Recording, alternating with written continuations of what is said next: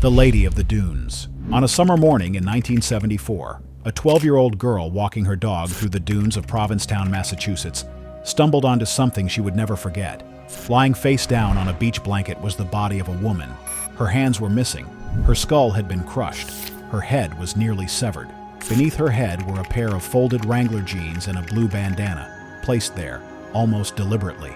For decades, investigators tried to identify her. She became known only as the Lady of the Dunes. Police scoured missing person reports, dentists compared dental records, and clay models of her face were created in 1979, updated in 2000, and again in 2010. But none of it worked. 3 times, in 1980, 2000, and 2013, her remains were exhumed to collect more forensic evidence. Each attempt ended in frustration, and so, theories began to multiply. Some speculated she was tied to Boston mobster Whitey Bulger. Others pointed to convicted killer Haddon Clark, who once claimed involvement. In 2015, author Joe Hill, son of Stephen King, suggested the Lady of the Dunes might even appear briefly as an extra in the 1975 movie Jaws.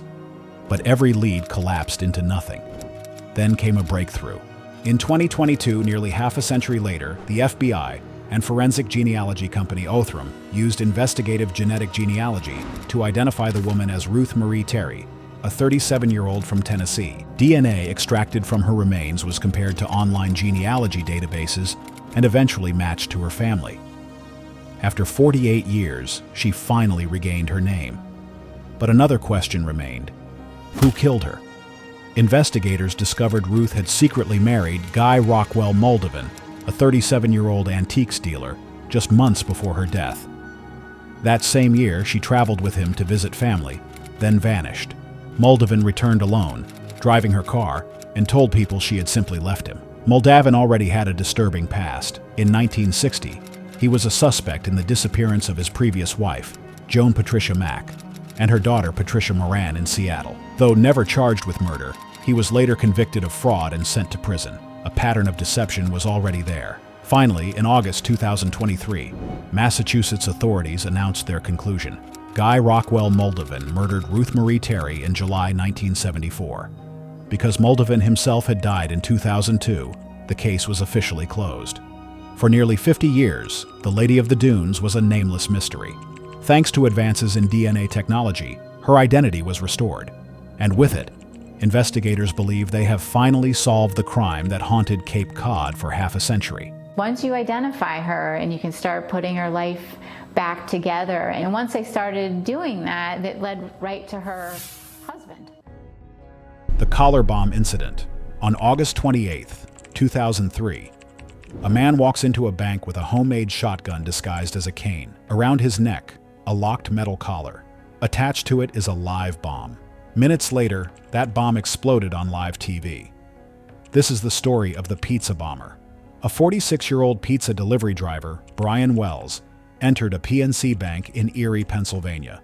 He handed the teller a note demanding $250,000. But Wells insisted he wasn't a robber and said someone had forced him into robbing the bank under threat of detonation. But here's the twist. He didn't leave with $250,000. He walked out with less than $9,000, and police caught him almost immediately in a nearby parking lot. Surrounded, Wells begged officers to believe the bomb was real and that he was just a victim. As they waited for the bomb squad, time slipped away. And then, on live television, the device detonated. Wells was killed instantly. The FBI launched a comprehensive investigation into the intricate plot. The bizarre nature of the case left investigators unsure whether Wells was an unwilling participant or a co-conspirator. The bomb wasn't crude. It was expertly built, with multiple locks, decoy wires, and booby traps. Even stranger, Wells carried pages of notes with detailed instructions, a scavenger hunt of tasks supposedly meant to delay detonation. The notes mapped out a twisted series of stops across Erie, retrieving keys, solving steps, and racing against the clock. However, investigators later concluded that the scavenger hunt was impossible to complete within the given time frame. It was never meant to save Wells, only to control him, stall law enforcement, and add another layer of deception to an already bizarre crime. And the deeper the agents dug, the stranger it got. investigators uncovered a conspiracy.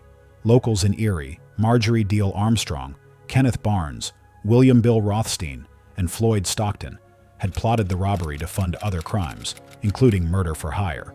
Deal Armstrong was the mastermind. Rothstein likely built the device. Barnes helped plan, and Stockton assisted. But what about Brian Wells?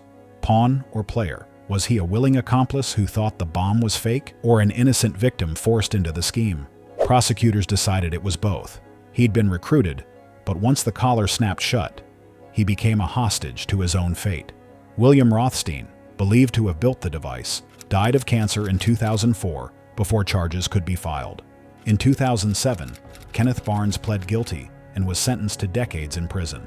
In 2010, Deal Armstrong was convicted of armed bank robbery, conspiracy, and using a destructive device in a crime of violence. She was sentenced to life in prison and died in 2017 while incarcerated. Floyd Stockton was considered a minor conspirator and was granted immunity in exchange for testimony. The FBI eventually closed the case, but one fact remained. Brian Wells was both conspirator and victim, a pawn in one of the strangest crimes in modern history, a bank heist that began with a collar bomb and ended with a mystery that still divides opinion today. The Forrest Fenn Treasure. A millionaire art dealer hides a chest filled with treasure somewhere in the Rocky Mountains. To find it, he leaves behind nothing but a cryptic 24-line poem. Over the next decade, tens of thousands search. At least 5 die trying. This is the story of Forrest Fenn's treasure. In 1988, Forrest Fenn, a Santa Fe art dealer and former fighter pilot, had been diagnosed with kidney cancer and was given a poor prognosis. Facing his mortality, he originally planned to end his life in the wilderness beside a chest filled with his favorite artifacts, letting people discover both his body and the treasure. But here's the twist. He survived the cancer, and instead of abandoning the idea completely, he turned it into something bigger. So in 2010, Fenn announced to the world that he had hidden a treasure chest worth millions. In his memoir, The Thrill of the Chase, he published a 24-line cryptic poem containing 9 clues that, if solved correctly, would lead to the treasure. The chest itself was said to weigh about 42 pounds. Inside, gold nuggets, ancient coins, jewelry, and rare artifacts. Estimates placed its value between $1 million and $5 million. And just like that, the hunt was on. The promise of riches captured the world's imagination. Tens of thousands joined the hunt, but the poem was cryptic. Lines like, "Where warm waters halt," and "The end is ever drawing nigh," drove endless speculation. Searchers spread out across 4 states, New Mexico, Colorado, Wyoming, and Montana. And then, the search turned deadly. First victim. In January 2016, 54-year-old Randy Bilyeu vanished while searching for the treasure. 6 months later, in July 2016, his body was discovered alongside the Rio Grande in New Mexico. Second victim.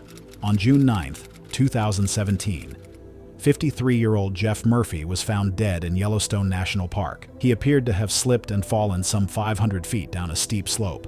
According to his wife, he was out there searching for Fenn's chest. Third victim. After telling family on June 14, 2017, that he was looking for buried treasure, Pastor Paris Wallace went missing. His car was located near the Taos Junction Bridge, and his body was later discovered downstream along the Rio Grande in New Mexico. Fourth victim. According to friends and family, 31-year-old Eric Ashby told them that he had moved to Colorado in 2016 to search for Fenn's treasure. He was last seen on June 28, 2017, rafting on Colorado's Arkansas River. His raft overturned, he went missing, and his body was found downstream a month later. Fifth victim. In search of Fenn's treasure, 53-year-old Michael Wayne Sexton and 65-year-old friend Stephen Inlow ventured out on snowmobiles mid-March 2020 around Dinosaur National Monument on the Utah-Colorado border. Inadequately dressed for the weather conditions, Sexton died from hypothermia. His companion, Inlow, was rescued and barely survived. So at least 5 lives were lost to the hunt. And still, the chest remained hidden. Fenn occasionally offered hints. He insisted the treasure was not in a dangerous place, not associated with any structure, not in a mine, not in a graveyard, not in a tunnel, and not under a man-made object. It was located at an elevation between 5,000 and 10,200 feet above sea level. He also stated that it was not in a place where a 70 or 80-year-old man couldn't carry a 42-pound box. Helpful, but still vague enough to drive hunters mad. For a decade, no one succeeded. And then, on June 6, 2020, Forrest Fenn made the announcement. The treasure had finally been found.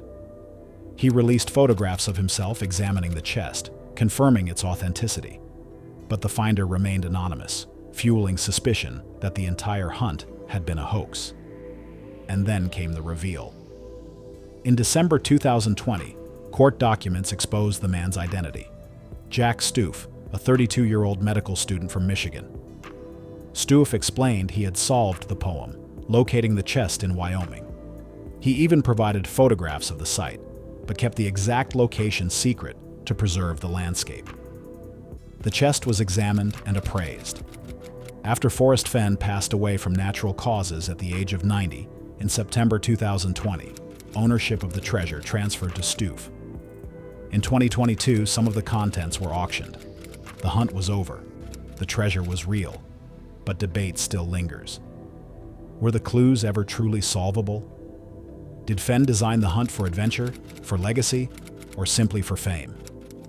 What's certain is this. For 10 years, a riddle written by one man sent thousands chasing fortune across the Rocky Mountains. And for some, that chase cost them their lives. This mystery may be over, but the next one will keep you up at night. Subscribe to find out.